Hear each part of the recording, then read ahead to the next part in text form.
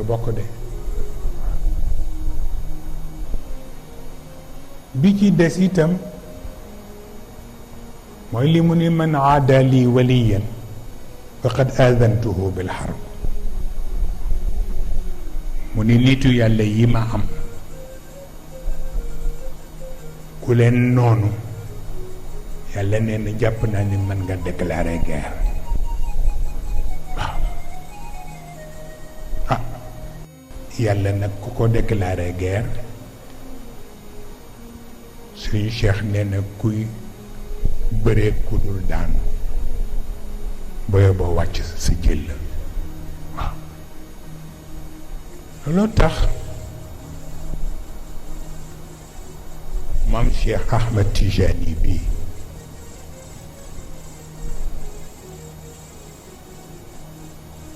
bi ma ko waxee baatu chef de guerre xëy na ku nekk ak na mu ko bëgg a dégg. dama ko wax lu wóor ndax dama ko ni du nomination héritage la.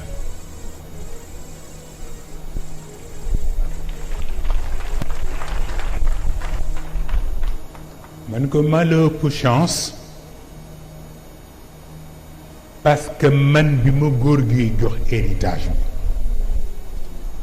fekk na ma prouver samay résultats ba noppi.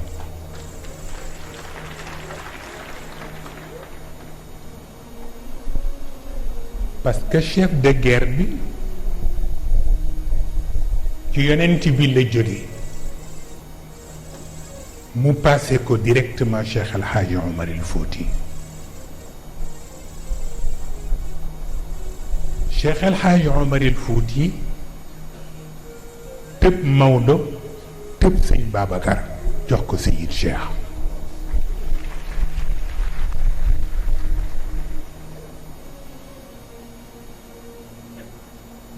moo tax ngeen dégg mu wax leen keroog ci Tiwaawan fii nii di leen keroog 16 février bu bal tàkkoon ci Dakar rek ma bàyyi yàlla ak yonent bi. waaw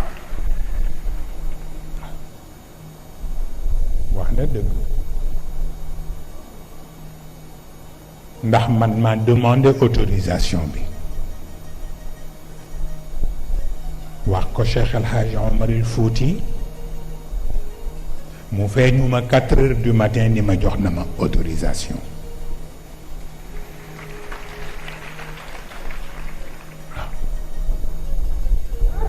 waaw ma woo Serigne Mbaye Sy bu Serigne Cheikh Tijani magu Serigne Abdou bii ba mu ñëw ma ni ko wax naag Cheikh El Hadji Omar El Fouti man nga ndax dafa am loo xam ne bañ la koy def booba ñun dañu nekk ndaw màgguñu pour mën laa défendre léegi nag ñaan naa Cheikh El Hadji Omar mu may ñu autorisation pour ñu boole sa bos ak sunu bos. Serigne Bay wax ko mu ni ko boo demee ni ko d'accord naa ci waaye comme mu ngi ci prison nag na ko bàyyeeg man. waaw pour wax la am na ñoo xam ni duñu dugg mukk moo tax duñu duggantu. waaw man nga leen provoquer nag def lu ne parce que bu waxtu jotul rek am na loo xam ni duñ ciy dugg. Oustaz Cheikh a ngi nii xam na ni laata weer wi di teru nee naa ko maa ngi leen di ñaan fii ak gàmmu di ñëw provocation bu fi mën a am rek bu leen répondre. booba man xam naa li xew. waaw bu leen répondre parce que dañoo war a gàmmu rek nañu gàmmu. lii du sax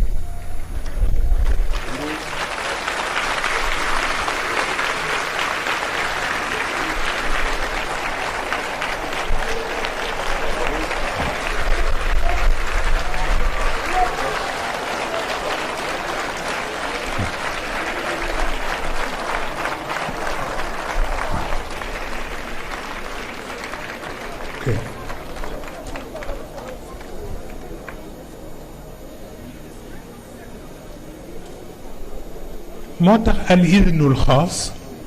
ka idni risala ñun dañoo defar ni ñun dañuy réagir nii rek ci ay dëj yu tàng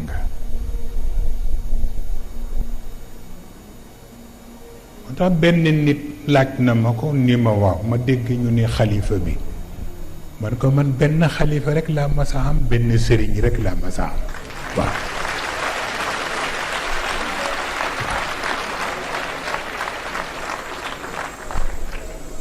mooy góor gi ci bàmmeel bi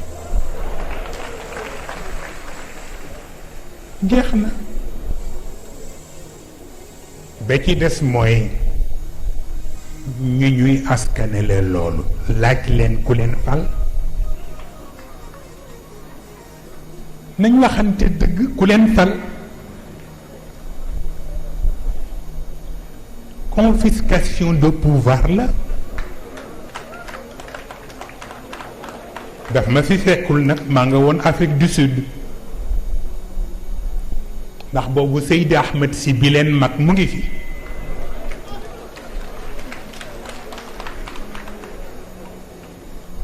ñu confisqué pouvoir bi ci moom Macky Sall appuyé leen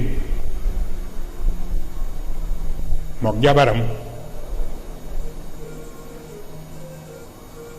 ma leen di laaj nag ba yëf yi amee ak léegi dañu avancé wala dañu reculer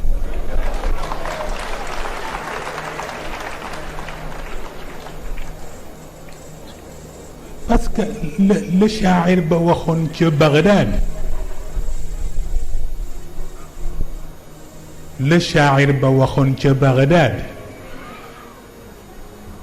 xalifatun maata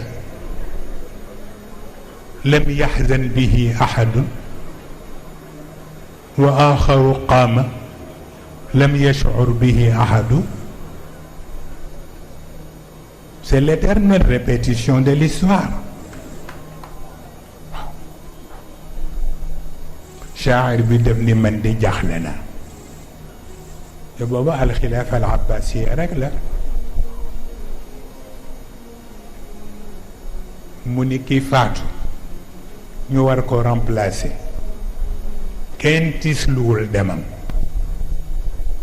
waaye ki taxaw gannaawam itam ñu ni moo ko remplacer kenn yëgul ni falu na moo tax nañu bàyyi yi ñuy foye tariqa kenn du ko foye waaw moo tax buñ naan kër gi ñaari xilaafa fi ne xilaafa famille si ak xilaafa Cheikh Ahmed Tijani mais c'est faux kër gi benn xilaafa rek moo fi ne waxuma la bu Cheikh Ahmed Tijani mais ca kaw lay jóge day fekk ñoom ci seen bopp à l'unanimité ca parlement ba ñu voté ko ba noppi lay wàcce ca kaw soog a wàcc loolu moo taxoon góor gi toog fii ni sëriñ Babacar bu ma neexee ma ni du sama sëriñ ndax fañ ko joxe lañ ma joxe waaw dëgg la walla du dëgg ah waaye sëriñ Babacar moom it fayu waaw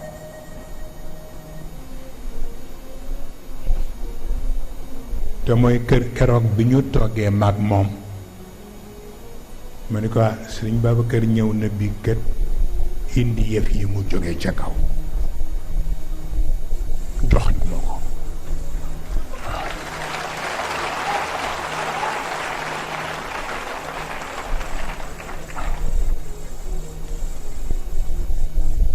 xaw naa gis sax jikko tukulóor tuuti waaw mu ne tekk ni ma ne ko waaw mu ne ma nu mu mel ma ne ko bil xatti nuraani waaw lay ndeysaan wa ataaka sab'ul mathani ashuman بحروفها حفظا ل7 مثاني set yi nekk fii yeneen set yi nekk fii بالخط النوراني waaw mu ne ma buñ may fal di yooyu lañ ma joxoon